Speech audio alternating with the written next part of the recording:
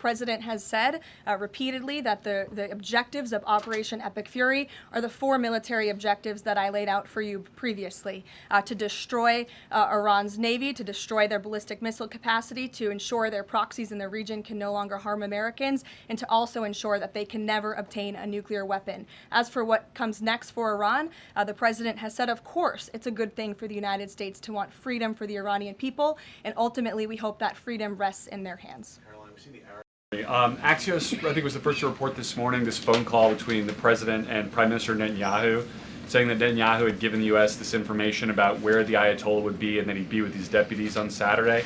How important was that information in the president making the decision to strike where and when he did? I think it was important with respect to the timeline, but I think the president, prior to that phone call, had a good feeling that the Iranian regime was going to strike the United States assets and our personnel in the region. And the president was faced with a choice.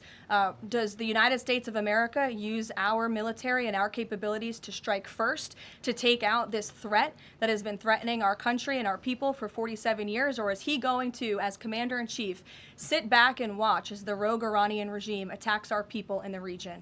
That's obviously an unacceptable decision. For the second choice there is unacceptable to the president, which is why he made this decision. As for where the Ayatollah was going to be, that obviously had an impact on the timeline of the operation, but not quite the president's decision in its entirety. Does the president believe the country supports the actions that he's taken so far in Iran?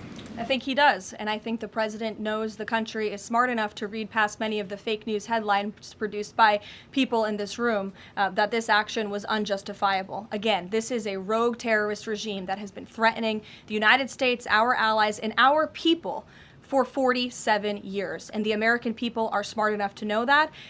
The State Department was all hands on deck on advising extreme caution and do not travel alerts to Americans in the region.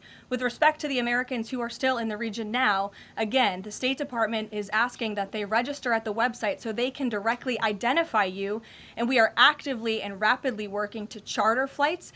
There is some commercial flights that are taking off intermittently from these countries, and we plan to get Americans on board as quickly as possible, again, free of charge to them.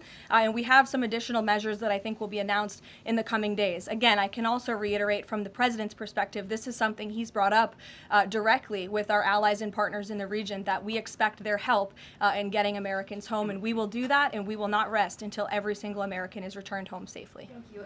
That point that you just make about the United States wouldn't mind seeing the government overthrown. Certainly President Trump has talked about wanting to see Iranians overthrow the government. Has the president considered at all kind of how he views a U.S. role, if any, in Iran post-conflict? I think it's something the president is actively considering and discussing with his advisors and his national security team. But again, right now, the focus, minute by minute, hour by hour, day by day, is on ensuring the quick and effective success of Operation Epic Fury.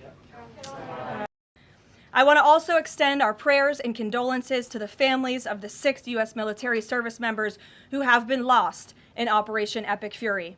These heroes represent the very best among us. They laid down their lives in defense of our country, and we will never forget their legacy or their sacrifice. As the president said, we grieve for these American patriots and their families as we continue the righteous mission for which they gave their lives. President Trump intends to attend the dignified transfer of these American heroes to stand in grief alongside their families.